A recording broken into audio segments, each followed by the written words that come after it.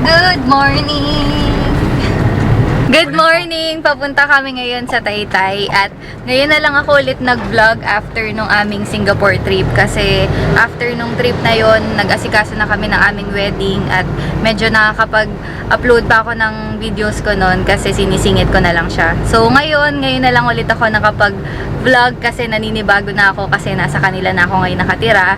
At nangangapa pa ako kung paano ako mag-film doon sa pwesto namin. So, let's see kung paano ko gagawin yung mga beauty videos ko soon. So, ngayon papunta na kami sa Taytay at nasa Cainta na to, no?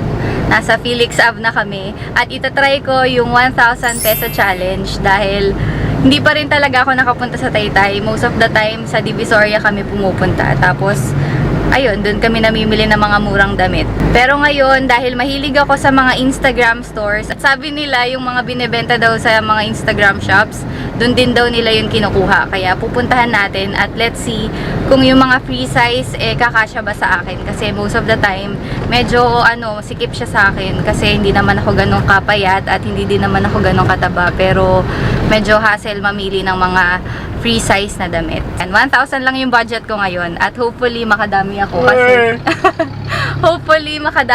kasi mahilig ako talaga sa mga damit na mura. Yun talaga ang kahinaan ko eh. Hindi, totoo naman kasi pag bumibili kami ng gamit ni Russell, ang gusto ko lang sa damit ko nasa 250 pababa. Wow. Hindi, sa mga t-shirt, ganon. Kasi nakikita ko yung, kumbaga may basis ako yung t-shirt niya malaki tapos magkano to, tapos yung akin maliit.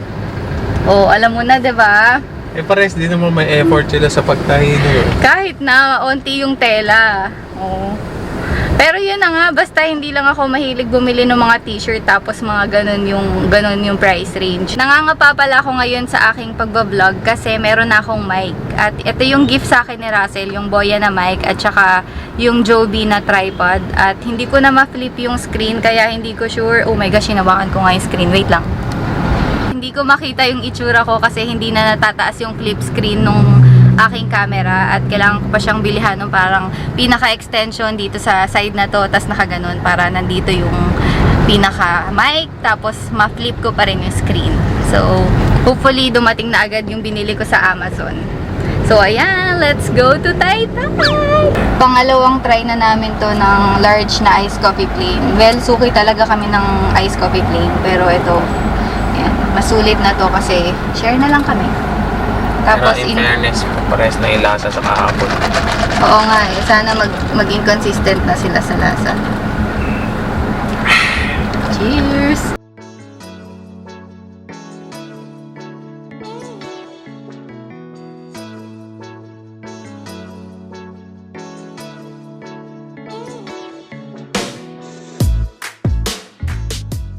Dito na kami sa parking area. Meron lang tumawag sa amin na bata, tapos tinuro niya kung saan yung parking. Halos katabi lang to nung Bagpi. Andito na yung Bagpi, yung tent na yan. So, malapit lang kami. Yes! Kala ko, hindi tayo makakahanap ng parking. Ang daming tao eh.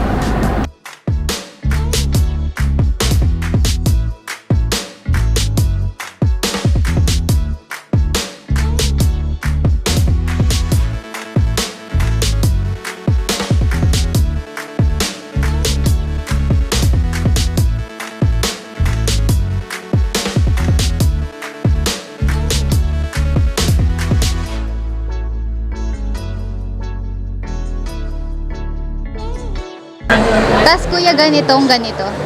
Tas is ganito. T-shirt. Bali 90 tsaka 70. Yeah, wholesale po yan. Okay.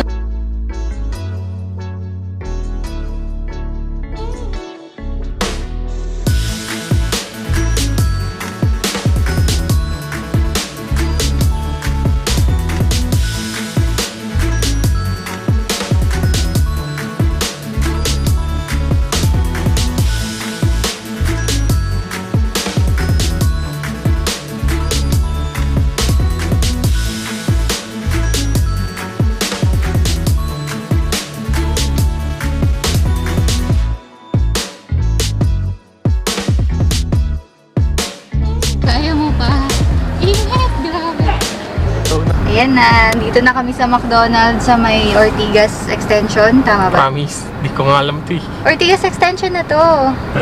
Tapos, ayan, inaalala lang namin yung mga price nung pinamili namin. Kasi para pagka tinol ko siya, malalagay ko yung mga presyo niya. Tapos, ayun o, sorry, wala kaming dalang eco bag. Kaya naka-plastic yung mga binili ko. Yun. So, medyo madami din siya. At abangan sa aking haul. Love, thank you sa pagsama. Mabait to. Ha? Mabait to. Ano? Ano? Chicken cats. Ayan, papakainin lang kita sa McDo. Bisyosa ka. T-shirt sa tayo. Tay-tan. Tay-tay lang, bisyosa. Wala nga eh. Walang kashi. Nakapag-freshen up na kami ni Russell, tapos kakain na lang kami, tapos pupunta sa bahay namin. At tatapusin ko na yung vlog ko dito kasi hindi na ako makakapag-vlog sa bahay. Pero ang pinaka nagustuhan ko is yung bag tea. So, basta i-edit ko na lang sa aking vlog kung ano yung mga napuntahan namin, tsaka kung ano yung pinakasulit puntahan. Yan! Peak, maluwag. Thank you! Sa iba di ako kasya. Ano, okay ka na? Ano, love, okay ka na? Yan. Yay! Another vlog. Thank you again for watching. Tapos, abangan nyo na lang yung aking Taytay haul. Bye! Finally, makakapag-haul na ako. And galing nga pala kami sa Taytay nung Saturday and Tuesday ngayon. At ayan, kakagaling ko lang sa work kaya medyo wala akong ayos talaga. I mean, wala akong makeup. Hindi ako agad nakapag-haul nung Saturday kasi may mga inasikaso pa kami ni Russell. Kaya ngayon ko lang gagawin yung haul. And yung mga pinamili ko, nilagay ko na lang siya dito sa paper bag na to. So, yan. Sama-sama na sila. Without further ado, papakita ko na kung pasok ba sa 1,000 yung mga pinamili ko. Bago ko ipakita itong first item, halos lahat pala ng napamili ko is sa Bagpi Market. Yung isa lang parang sa Igpay or dun pa sa isang market. Basta ilalagay ko na lang yung sa screen kung hindi ko man siya maalala. Pero ayun na nga, halos lahat ng nagustuhan ko sa Bagpi ko lang siya nakuha, nabili. Para sa akin, mas okay yung style, yung design, tsaka yung tela. Well, sa taste ko lang naman. Kumbaga yung mga hinahanap ko sa damit, mas nahanap ko siya sa Bagpi. And ang nagustuhan ko pa doon, mas maluwang yung area ng Bagpi. Kaya kahit medyo madaming tao, mas makakagalaw ka. So, ayan, puntahan na natin yung first item. And eto nga yung una kong nabili. So, yung first item na nabili ko sa Bagpi is this one. This is a wrap dress. So, ganyan ko lang siya mapapakita sa inyo. Pero makikita nyo naman sa side ng screen kasi may try-on haul tayo. At ayun na nga, wrap dress siya and this one is 210 pesos. Well, hindi ko na siya natawaran kasi isa lang naman yung binili ko. And eto yung design niya. Ayan, hopefully nakikita nyo. Ganyan yung design niya. And pag tinitignan ko siya, para siyang Forever 21 or H&M. Kaya hindi talaga ako bumibili ng mga gantong design sa Forever 21 or sa H&M kasi alam kong mas mabibili ko siya ng mura sa online shop or sa Tiangge. Ayan. So, finally, meron na ako. And bagay na bagay to dun sa mga nagbe-breastfeed na mom. And hindi lang sa nagbe-breastfeed syempre, bagay din to pang summer kasi mabilis nga siyang isuot and tanggalin. Ayan. So, definitely, magagamit ko siya sa Boracay. Ayan. Ito yung aking next na item. And sa Bagpi pa rin siya, sabi ko nga. And ito ay Forever 21 yung nakalagay. Pero overrun or I don't know. Ano ba pag overrun? Totoo pa rin ba siya? Forever 21 yung nakalagay lang dito. Pero hindi naman siguro siya Forever 21 talaga. And ganyan yung itsura niya. High-rise na shorts. And this one is 250 pesos. At ang maganda dito, meron siyang sizes. Ayan. So, size 28 ako. And nasukat ko siya kasi naka-leggings ako nung time na yun. So, isa sa mga tips ko, mag-leggings din kayo. Para yung mga bottom na gusto nyong itry, kung kasya sa inyo, ayan, matatry nyo. Tulad nito. Na-try ko at kasyang-kasya sa akin. Ang problema ko lang dito is, hindi ako nag-quality check. Kasi, yan o, yung pinakataas na button, ayan, puro button kasi siya. Yung pinakataas na button natanggal. Kasi hindi maganda yung pagkakatahi dun sa taas na part. Kaya ayan. Pero definitely, maganda siya. Papaayos ko lang yung button sa nanay ko. And magagamit ko na rin siya for the summer. At isa pa ito sa babalikan ko sa Taytay, yung mga shorts. Kasi this one is 250 nga lang. At may sizes and pasok sa budget. Kaya ayan.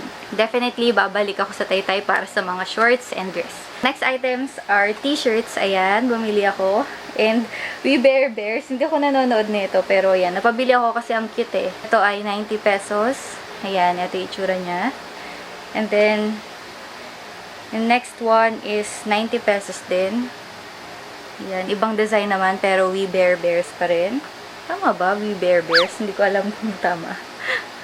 Tapos, ito naman, yung babae, na 70 pesos. So, wholesale price sila nabigay sa akin, less 10 pesos each. Kasi 3 items pataas considered as wholesale. So, ayan, less 10 pesos kada items nila binigay sa akin. So, ayan, 3 items agad.